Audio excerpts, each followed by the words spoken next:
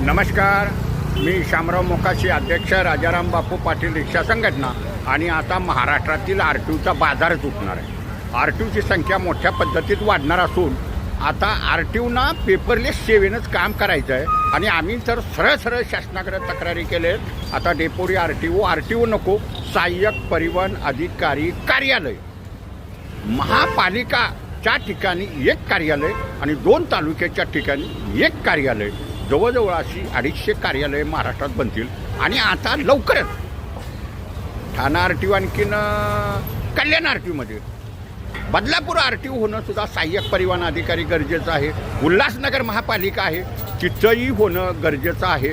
म्हणजे पनवेल महापालिकाच्या त्या भागात सुद्धा 2 आरटीओ होणं गरजेचं आहे. म्हणजे अलिबागला आरटीओ, अशा ह्या आरटीओची संख्या वाढणं हे फार गरजेचं आहे. पेपरलेस सेवा झालेली आहे, फेसलेस सेवा झालेली आहे आणि जनतेची कामं ऑनलाईननं करायची आहेत. कुठला कागदच द्यायचा नाही. आणि ह्याच्यासाठी डेपोटी आरटीओची काहीही आवश्यकता नाही. शिवाय शासनानं वाहनांचं फिटनेस नूतनीकरण करण्यासाठी टेस्टिंगला मान्यता दिलेली आहे. त्याच्यामुळे प्रत्येक कार्यालयाला एक मशीन फिटनेसची द्यायची. काही ठिकाणी जागा असतील तिथं ट्रॅक द्यायचा, पण ही स्वतःच्या मालकीत सहाय्यक परिवहन अधिकारी कार्यालय ही झाली पाहिजेत. आता जर बदलापूर आरटीओ झालं की कल्याण आरटीओ आणखीन ठाणा आरटीओ ह्यांचा तर बाजारच उठणार आहे. आता तर भाईंदरला नवीन रजिस्ट्रेशन वगैरे चालू झालेलं आहे. त्याच्यामुळं ठाणा आरटीओवरती गर्दी आता हटायला लागलेली आहे. शिवाय पालघर आरटीओ चालू झालं की विरार आरटीओचं सुद्धा बाजार उठेल. म्हणजे पालघर जिल्ह्यात सुद्धा 2-4 आरटीओ, 2 तालुक्याच्या ठिकाणी आरटीओ कार्यालय होणं, सहाय्यक परिवहन अधिकारी कार्यालय. डेपोटी आरटीओ हे आता नकोच आहे.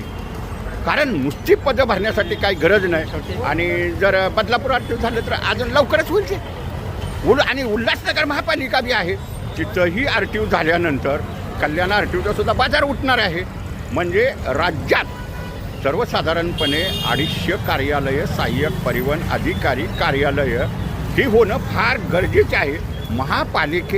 महानगरपालिकेच्या क्षेत्रासाठी एक आरटीओ कार्यालय आणि 2 तालुक्याच्या ठिकाणी एक कार्यालय, म्हणजे सहाय्यक परिवहन अधिकारी कार्यालय ही पाहिजे. छोटी कार्यालय हवी आहेत.